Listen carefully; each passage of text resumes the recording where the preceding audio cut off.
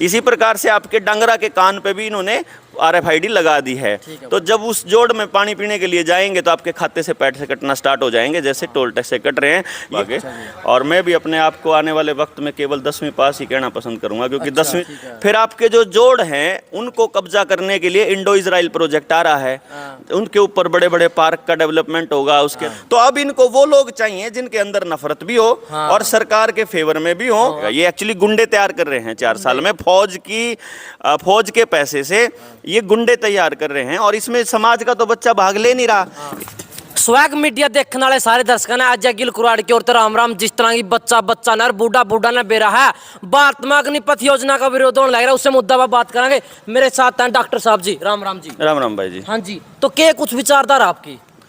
भाई विचारधारा तो साफ है कि नौजवानों को मतलब ठेके के जवान बनाने का इरादा कर रही है सरकार, और किराए के टट्टू बनाने का प्लान चल रहा है। ठीक है बात। जिसके विरोध में पूरा भारत जो है वो खड़ा हो गया है। और इसमें आप देख रहे होंगे बिहार के अंदर, यूपी के अंदर, झारखंड में, सब जगह इसका विरोध हो रहा है और पुरजोर विरोध हो रहा है। तो यहाँ भी बास गांव से अभी यात्रा चली है, मैं पीछे रह गया था आपके साथ। बिल्कुल। तो यात्रा बड़े अपने जोरों शोरों पर है, गांव से समर्थन मिल रहा है। आपने कल भी देखा होगा, तालू से चल के हम बास तक आए थे।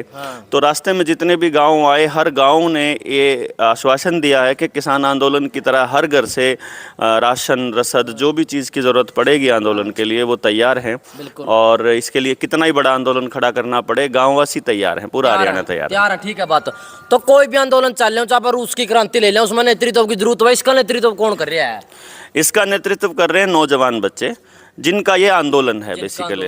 हालांकि सरकार ने बड़ी कोशिश करी कि वो उन अपने बच्चों को ये धमकी देने की कोशिश करे कि भाई तुमने अगर नौकरी इस आंदोलन के अंदर अगर भाग लिया तो तुम्हारे को नौकरी नहीं मिलेगी और तुमको वेरिफिकेशन में दिक्कत आएगी। तो उन नौजवानों के लिए एक मैसेज है कि भाई नौकरी तुमको वैसे भी नहीं मिलनी है। सारे पब्लिक सेक्टर के जितने भी यूनिट्स हैं वो सारी बंद हो चुकी हैं, सारी की सारी बेचने पे तुली हुई है। यहाँ तक कि जिस प्रकार से अब फौज के अंदर ठेका प्रथा चालू हो गई है, अब आने वाले वक्त में पुलिस के लिए भी यही होने वाला है। पुलिस में भी अभी 15-15, 10-10 हज़ार पे जैसे ये होमगार्ड वालों की ड्यूटियां लगानी शुरू कर दिया इन लोगों ने, ये हो गया है। असली मकसद है, जैसे रशिया के अंदर आप देखोगे, इजराइल के अंदर देखोगे, अमेरिका के अंदर देखोगे, आर्मी में जो शॉर्ट सर्विस करके आते हैं वो बाद में जो माफिया है, ड्रग माफिया है, किलिंग माफिया है, वो उस अंडरवर्ल्ड के गुलाम और उनके किराए के टट्टू बन जाते हैं। ठीक है बात। यही काम भारत के अंदर ये करने वाले हैं। और देश में आने वाले टाइम में जब लोगों को घरों में घुस के जबरदस्ती इलाज के नाम पे कोई केमिकल शरीर में जब इनको डालना होगा, उस वक्त के लिए इन गुंडों का इस्तेमाल किया जाएगा। ये एक्चुअली गुंडे तैयार कर रहे हैं 4 साल में, फौज के पैसे से ये गुंडे तैयार कर रहे हैं। और इसमें समाज का तो बच्चा भाग ले नहीं रहा, इसमें भाग ले रहे हैं केवल वो लोग जो सरकार को समर्थन दे रहे हैं। हालांकि देश के अंदर अगर मान लो आप ये मान के चलो कि अगर 30-32% अगर भाजपा को समर्थन मिला था, तो इसका मतलब 30% जनसंख्या तो जो है वो भाजपा के साथ है, और वो तो आंख बंद करके सरकार के फेवर में है। उसको तो ये उम्मीद है कि कल को मड़ाई मिलेगी। और 30% यानी अगर 100 करोड़ का भी आंकड़ा लें, बल्कि 135 करोड़ का 30% लोग है, तो लगभग 40 करोड़ लोग अगर मान लो सरकार के फेवर के हैं, तो न्यू तो है नहीं 40,000 भर्ती खातर आपने मनसा की कमी है या बाड़का की कमी है, तो फार्म तो भर लेंगे बीजेपी वाले, RSS वाले। और ये तो बाद में इन लोगों के अंदर जो पिछले 4 साल में जो नफरत भरी है, उस नफरत के लिए टारगेट कौन है? जिन्होंने बीजेपी को वोट नहीं दिया था या जो आंदोलन कर रहे थे। क्योंकि याद हो पीछे जाट आंदोलन में और किसान आंदोलन में जब आर्मी को गोली मारने के आदेश दे दिए थे, तो आर्मी ने अपने लोगों के ऊपर गोली चलाने से मना कर दिया कि मेरे देश के लोग हैं, हम गोली नहीं चलाएंगे। तो अब इनको वो लोग चाहिए जिनके अंदर नफरत भी हो और सरकार के फेवर में भी हो, और मोदी की खिलाफत करने वालों को ये लोग गोली मार सके। तो उसके लिए RSS और बीजेपी के लोगों को ही इसके अंदर भर्ती करके उन्हीं नौजवानों को, उसी आइडियोलॉजी के नौजवानों को, और बाद में ये गोली नरसंहार करवाना है। नरसंहार का पुराना जो है इस नरेंद्र मोदी का इतिहास रहा है। चाहे गोधरा का कांड देख लो आप, तो आज तक भी वो केस चल रहा था। अब तो सरकार आने के बाद सारे के सारे तंत्र इन्होंने मतलब नेस्ता नाबूद करके और उसके बाद अपनी क्लीन चिट ली थी। तो इसलिए मेरा मतलब ये है कि इन बच्चों को आपके घरों में घुसने के लिए तैयार किया जा रहा है। फिर कल को आपकी ज़मीनें भी बिकने वाली हैं। किसान क्रेडिट कार्ड के नाम पे ज़्यादातर किसानों की ज़मीन बैंकों में गिरवी रखी पड़ी है, और जब कल को अंबानी अडानी को ये जमीनें खरीदनी होंगी तो बैंक वाले कह देंगे भाई अपना लोन भरो। अब लोन भरने का अगर ब्योंत नहीं है किसी जमींदार का, तो उस केस में फिर वो उसको छुड़वाने के लिए आएंगे। उस टाइम पे बंदूक पकड़ा के इन किराए के टट्टुओं को फिर से किसानों पे गोलीबारी कराई जाएगी। फिर आपके जो जोड़ हैं उनको कब्जा करने के लिए इंडो इजराइल प्रोजेक्ट आ रहा है। उनके ऊपर बड़े बड़े पार्क का डेवलपमेंट होगा, उसके अंदर मछली और झींगा पालन होगा, वहाँ पे बड़े फुटपाथ बनेंगे और कहा जाएगा पर्यटन के क्षेत्र से हम लोग इसको डेवलप करेंगे। और उसके बाद वहाँ पर स्कैनर लगे होंगे, जैसे स्कैनर आपने देखे होंगे टोल टैक्स के ऊपर हैं कि आपकी गाड़ी पे फास्टैग लगा हुआ है और जैसे ही आप टोल टैक्स से क्रॉस करते हो आपके पैसे कट जाते हैं। इसी प्रकार से आपके डंगरा के कान पे भी इन्होंने RFID लगा दी है।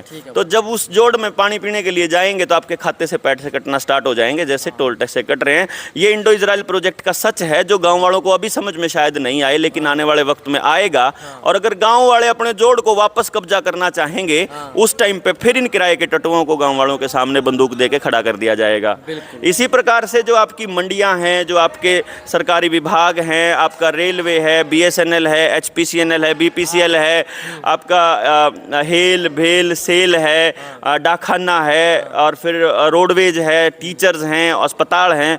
जब ये सारे डिपार्टमेंट बिक रहे होंगे और जनता को ये समझ में आ जाएगा कि पब्लिक के जो डिपार्टमेंट है 3-3 लाख करोड़ के प्रोजेक्ट इन लोगों ने केवल 13-13 हज़ार करोड़ में बेच के देश को बर्बाद कर दिया, उस वक्त जनता जब अपना हिसाब मांगने के लिए आएगी जनता इस सरकार से, और उस टाइम पे फिर ये बंदूक पकड़ा के इन किराए के टट्टुओं को अपनी जनता के सामने रख देंगे।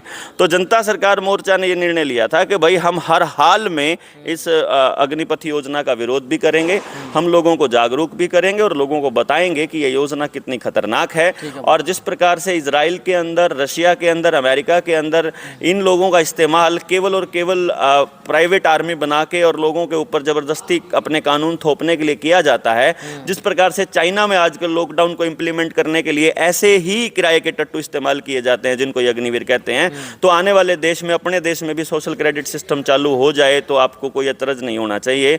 तो आप लोगों को ये बात समझनी पड़ेगी कि आप अपने बच्चों को अगर आज़ाद देखना चाहते हो और खुश देखना चाहते हो तो आपको भी साथ आना चाहिए, चाहे बेशक आपने आर्मी की भर्ती का फार्म भरना हो चाहे ना भरना हो, क्योंकि ये आपके घरों में घुसने के लिए गुंडे तैयार कर रहे हैं और हम जनता सरकार मोर्चा वाले इसका पुरजोर विरोध करते हैं। ठीक है, एक बार डॉक्टर साहब अपनी क्वालिफिकेशन बता दो, आपने कहाँ कहाँ तक पढ़ाई कर रखी है? देखो, क्वालिफिकेशन वैसे मैटर नहीं करती, पर मैं फिजिक्स का स्टूडेंट रहा हूँ। ठीक है जी। हरियाणा सरकार में टीचर रहा हूँ। ठीक है जी।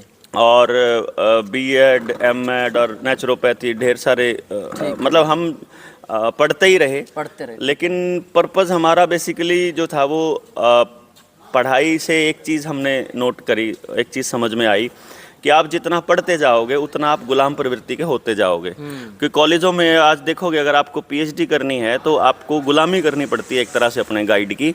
वहाँ आपकी रिसर्च को अहमियत नहीं दी जाती, वहाँ आपके कॉन्टेक्ट्स काम आते हैं, वहाँ आपकी गुलामी काम आती है।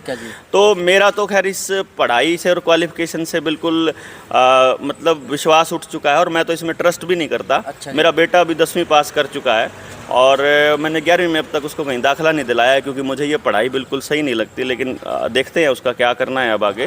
और मैं भी अपने आप को आने वाले वक्त में केवल 10वीं पास ही कहना पसंद करूंगा, क्योंकि 10वीं तक जो मेरे टीचर्स ने सिखाया गाँव वाले स्कूल के, मैं सरकारी स्कूल में और प्राइवेट स्कूल में जो हमारे चंद्रास मास्टर जी थे, रमाकांत कौशिक जी थे, उनका तो सिखाया। डॉक्टर साहब जो से नए नए बालक दबा दब लग रहे हैं फार्म भरने का, वीर बनाएंगे, क्या कहना चाहोगे? ये इसकी टेस्टिंग इन लोगों ने उस वक्त करी थी जब रोडवेज में हड़ताल करी रोडवेज वालों ने, तो उस टाइम पे वो कहने लगे कि भाई हम तो ठेके पे भर्ती करांगे 15-15 हज़ार 18-18 हज़ार में। और उस टाइम पे लोगों ने कोई JJP के तरले ला गया करण, कोई BJP के, अपने बड़कन लुआन खातर उन्होंने सोचा था फिर ये रेगुलर होंगे, क्योंकि आज से पहले ऐसे ही चलता आ रहा था कि भाई ठेके पे भर्ती होया करते और कॉन्ट्रैक्ट पहुँचते और रेगुलर हो जाया करते। इन्हें पता था क्योंकि आउटसोर्सिंग से कर रहे थे ये लोग, तो उस टाइम पे इन्होंने टेस्टिंग कर ली थी कि लोगों में बेरोजगारी बढ़ा दी, इतनी बढ़ा दी, काम धंधे इतने ठप कर दिए कि ई-बुआ ने सोचा यार जो कर गांव में आप जाओगे ना तो आपने इसे माँ बाप मिल जाओगे कि भाई तुम्हारे छोरे ना सिर्फ घर ते ले जा, रोटी भी हम खर्चा भी हम दे दें। मतलब वो ये सोचते हैं कि यार बाहर जाओगा तो कुछ सीख लेगा। तो ये तो कम से कम 20-30 हज़ार का लालच देने लग रहे हैं। मैं तो इतना कहूँ कि बेरोजगारी का आलम यह है कि भूखा मरदा आदमी दाल भात पे जिस देश में काम करता हो, जैसे बिहार जैसे एरिया में, जो पूरा दिन मेहनत करके दाल भात पे ही काम कर दे, ऐसे मुल्क के अंदर, ऐसे देश के अंदर 5-5 हजार रुपये भी दोगे ना तो भी लाखों लोग आ जाएंगे निकल के।